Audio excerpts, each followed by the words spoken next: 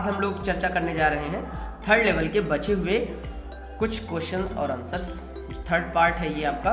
First part में मैंने 5 दिए, सेकंड पार्ट में अगले 5 दिए, यानी कि 6 से 10 तक। और आज हम आप लोगों को बचे हुए क्वेश्चन जो बचे हैं वो हम आपको बताने जा रहे हैं। तो फिर से एक बार देख लीजिए, थर्ड लेवल जैक फिनी। ये बार बार हम आपको इसलिए दिखाते हैं हर वीडियो में ताकि आप जितनी बार भी पढ़ें तो आपको ये याद हो जाए कि थर्ड लेवल के राइटर कौन है, जैक फिनी है। तो आइए पार्ट 3 शुरू करते हैं। पार्ट 2 आपने नहीं देखा है तो जाकर के वीडियो में देख लीजिएगा, आपको आई बटन पर मिल जाएगा। देखते हैं 11th question. Who was Sam Weiner? कि सैम वीनर कौन था? Where was he disappeared and why? वह कहाँ गायब हो गया और क्यों? सैम वीनर कौन था और वह कहाँ गायब हो गया और क्यों गायब हो गया? इसका आंसर हम लोग देखेंगे। Sam Weiner was Charlie psychiatrist friend. जो सैम वीनर था, अब इसको सैम कहो शॉर्ट में, चाहे सैम वीनर कह सकते हो, चार्ली का मनोचिकित्सक फ्रेंड था, यानी कि मित्र था जो उसकी देखरेख करता था। He also reached at the third level of the Grand Central Station। वह भी जो है ग्रैंड सेंट्रल स्टेशन के, है ना, थर्ड लेवल पर, यानी कि तीसरे तल पर वह पहुंच गया, या कह सकते वो भी पहुंच जाता है।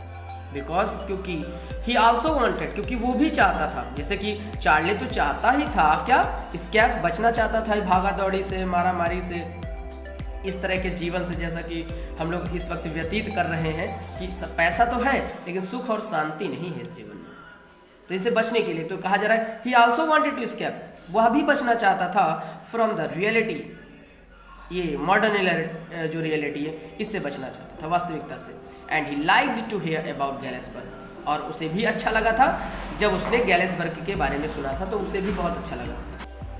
आइए देखते हैं 12th question. What was stamp collection? How was it related to Charlie? Stamp collection क्या था और यह कह सकते हैं किस तरह से रिलेटेड था, चार्ली से संबंधित किस तरह से था। So according to the author के according stamp collection is a temporary, मतलब एक साधारण सा रिफ्यूज फ्रॉम रियलिटी। जो स्टैम्प कलेक्शन था ये एक तरह से टेम्परेरी, अस्थायी था, क्या, रिफ्यूज फ्रॉम रियलिटी को नकारने का एक तरीका था। It is an escapement from worldly worries, और ये भी कह सकते हैं कि इट इज एन एस्केपमेंट, ये एक उससे भागा दौड़ी से, यानी कि बचाव का एक माध्यम था। फ्रॉम क्या, किससे, वर्ल्डली वरीज, जो ये सांसारिक चिंताएं, जो दुख हैं, है ना, इन सभी चीज़ों से बचने का एक तरीका था कि वह इस कार्य में अपने बिजी रहे। It is related to Charlie, ये चार्ली से रिलेटेड था। बिकॉज क्योंकि ही ऑल्सो वॉन्टेड, क्योंकि वह भी चाहता था रिफ्यूज फ्रॉम रियलिटी, क्योंकि वह भी चाहता था, क्या चाहता था, रिफ्यूज करना चाहता था, क्या, फ्रॉम रियलिटी, मतलब इस वास्तविकता से। तो रियलिटी जो बार बार शब्द आ रहा है, इसके अंदर आप वरीज, डिफिकल्टीज, है ना, रोजमर्रा की समस्याएं, भागा दौड़ी, है ना, इन सभी चीज़ों से, कि सुख शांति का ना होना, इन सभी चीज़ों से बचना चाहता था, जिसकी वजह से वो स्टैम्प कलेक्शन का कार्य करता था और अपने कार्य में बिजी रहता था। 13 क्वेश्चन देखेंगे। What did Sam Weiner write in his letter to Charlie? मतलब सैम वीनर ने चार्ली को अपने पत्र में क्या लिखा? ये जब वहाँ भाग जाता है थर्ड लेवल पर तो चार्ली को पत्र लिखता है, तो उस पत्र में लिखा क्या इसने, देखते हैं। जाना तो चार्ली चाहता था, लेकिन जब चार्ली ने अपने डॉक्टर मित्र को बताया, मनोचिकित्सक मित्र को बताया, तो उसको यकीन हो गया उसकी बातों पर, दूसरे को नहीं हुआ, क्योंकि दूसरे सब समझते थे कि ये पागल है ना, इसकी मनोदशा ठीक नहीं है, लेकिन वो उसका डॉक्टर था, एक तरह से मनोचिकित्सक था, तो उसको तो उसकी बातों पर यकीन हो गया कि ये सही कह रहा है, तो उससे पहले वो भाग जाता है third level. In the letter में, पत्र में, Sam had informed Charlie, Sam ने चार्ली को इन्फॉर्म किया था कि that he was living on the third level, कि वह थर्ड लेवल पर रह रहा था, यानी कि रह रहा है उस वक्त के लिए, वो प्रेजेंट में, यहाँ पास्ट में है, कि उसने चार्ली को पत्र लिखा कि वह थर्ड लेवल पर रह रहा है ना, वॉज है तो था समझिएगा, लेकिन उस वक्त के लिए प्रेजेंट है। ही आस्क्ड चार्ली, उसने चार्ली से पूछा, एंड हिज वाइफ, यानी कि उसने, सैम ने चार्ली और उसकी वाइफ से पूछा, to keep looking for the third level, वहाँ भी थर्ड लेवल, है ना, देखने के लिए, अंटिल दे फाइंड इट, तब तक उसका कहना था कि ठीक है, जब तक तुमको यहाँ का रास्ता नहीं मिल जाता, आप यहाँ तक नहीं आ जाते, तब तक हम यहाँ पर सब कुछ देख रहे हैं, यानी कि रह रहे हैं ठीक से, और सब कुछ ठीक ठाक हम संभाल लेंगे, कर लेंगे। हालांकि संभालते तो दूसरी चीज़ें अपनी तो हम जिम्मेदारी पूर्वक तो ऐसे ही कर लेते, लेकिन वो ऐसा इसलिए कह रहा है कि ठीक है तुम आराम से आओ, तब तक के लिए हम ये सब चीज़ें देख रहे हैं, ताकि उसका दोस्त था और उससे जब मिले जाके वहाँ तो वो उसे मतलब गलत ना समझे। Why did Sam brought old currency of $800? Sam ने जो है 800 करेंसी मतलब $800 जो थी करेंसी, उसको क्यों उसने लिया था? What did he do with it? और उसने उसके साथ क्या किया, उस 800 करेंसी डॉलर के साथ क्या किया?